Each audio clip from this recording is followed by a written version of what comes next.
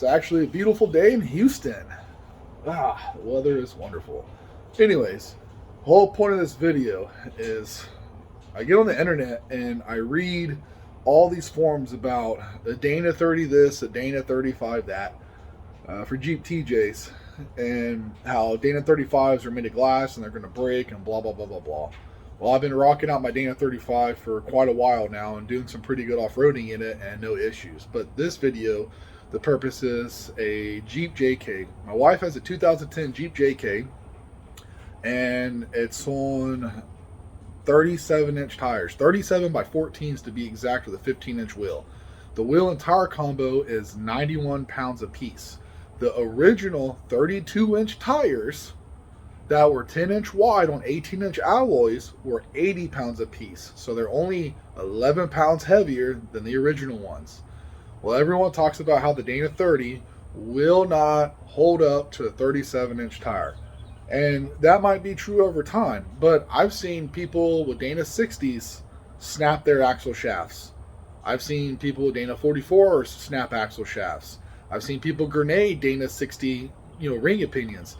I'm not saying it's all driver error, because there's sometimes things break whenever it's not the most difficult trail and they're taking it easy, because sometimes things just wear out. Sometimes there's manufacturing defects or weak spots in the material or the metal.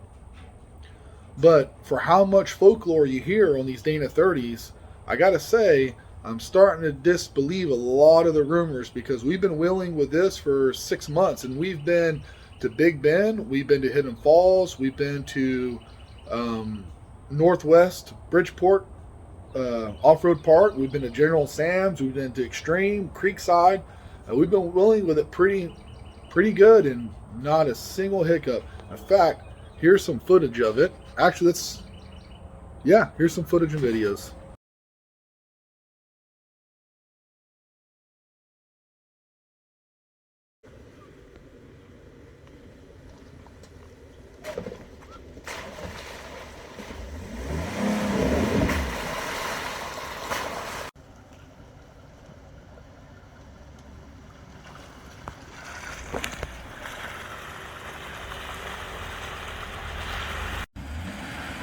Come on. Go. Hold on. Turn the wheel the other way. Keep going. Stop. Turn up. Driver's side. Now go. Go.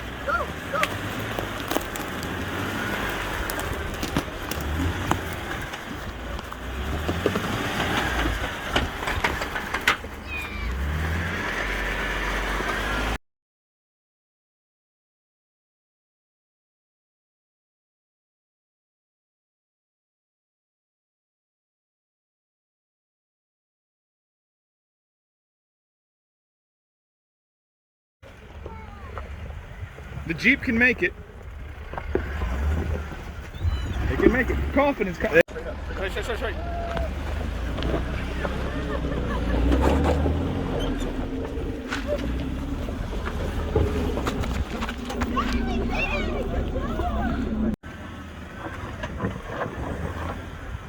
Driver's side.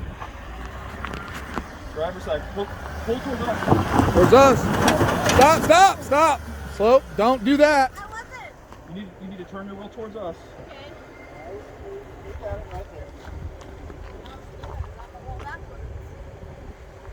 There's nothing back there that would cause a problem, so you're good. Come on.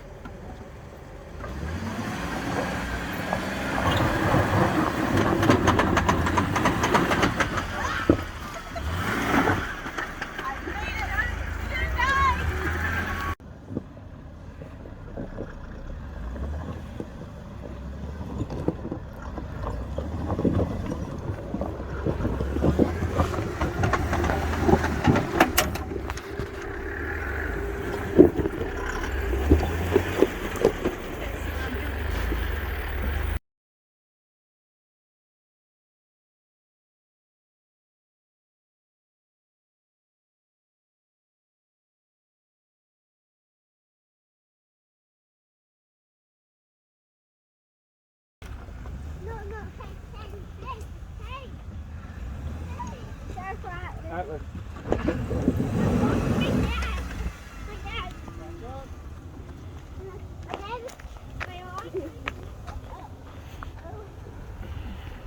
Now give it a little gas. Give it a little gas and let it bounce up. Yeah, I remember me and my dad. Yeah, I just told him.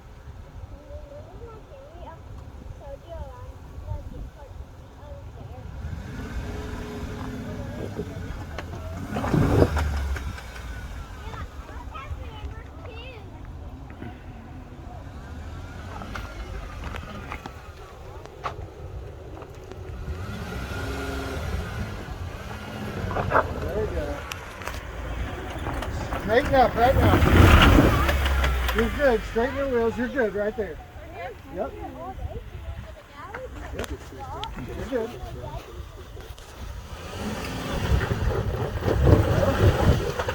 Go, go, go, go, go. Got it. All right, hold on, hold on.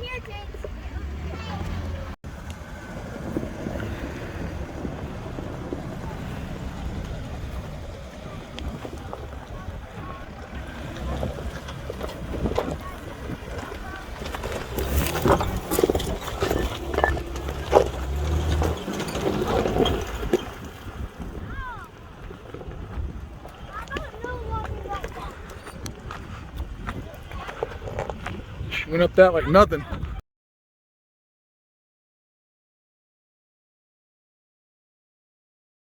Now, we bought the Jeep in June of 2021. It's a 2010, and everything was completely stocked on it when we first got it. We did a 3.5-inch drop bracket lift kit from Rough Country. We re-geared to 456 gear ratios. The reason why we went with 456 is because we were originally going to go with 35s. But because of COVID and the shortages of everything, we couldn't find any 35s, at least the style that we wanted. So we said, to hell with it, and we jumped up to 37s. We went off-roading like that a couple times and noticed that the fenders were getting in the way, so we changed those out to the Rough Country ones. We also changed out the front bumper, the rear bumper, and the side steps. We got some rock sliders instead, and then we upgraded the armor and everything else. And to date, that's the most we've done to this Jeep, and we've done some pretty good off-roading in it.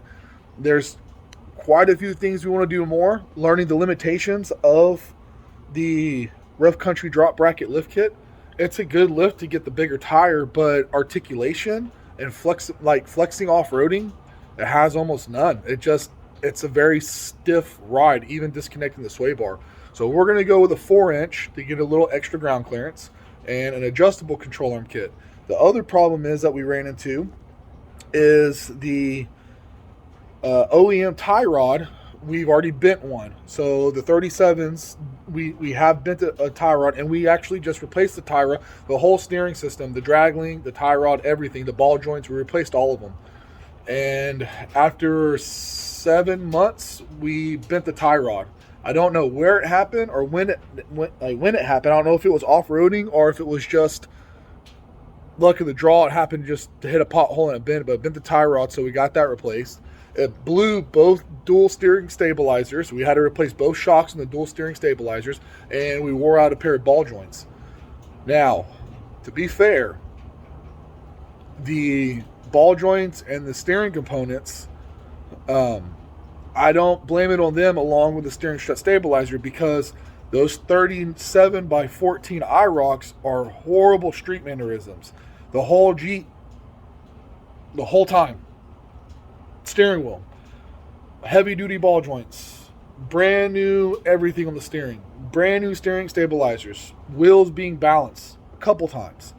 They just have horrible street mannerisms. So we're going to get rid of those tires and get something that has a much better street mannerism than those. So those components, I don't blame it on the 37s, not so much as it being the kind of 37 that we have. That big tire, just it gets super wobbly, man, and they're just horrible on the road. They tear the whole front end up. So we're going to change that out. But we're also, after we do the lift kit, the adjustable control arm kit, we're actually going to change out the whole front steering system, the track bar, the drag link, the tie rods, and we're going to probably go with TerraFlex with the chromoly axles, or the chromoly steering systems. And then eventually we might change out to a Dana 44 in the front or just chromoly axle the front end. Just depends on how well it goes. But I think I'm going to push this axle as long as I can until it breaks, and then report back on how much abuse a Dana 30 can actually take, and kind of put this myth to rest about how much or whatever. But people say, oh, it's a ticking time bomb. It's not a matter of if, it's a matter of when. But that's true for everything. You can just have a Honda Civic and drive it daily, then wear out your ball joints and wear out your control arms and wear out your tie rods and blow your engine and ruin your transmission just from daily driving in the city and stop and go traffic. So people, oh, it doesn't break until it breaks. Yeah, that's correct. Nothing breaks until it breaks, because then it's broken. And you can break the simplest things by just commuting to work. So that whole like, oh, it's a ticking time bomb. But that's true for anything and everything. If it's made by man, it will fail. It's just a matter of if for anything, not when. So anyways, I want to report back in a couple of months and see how it's doing.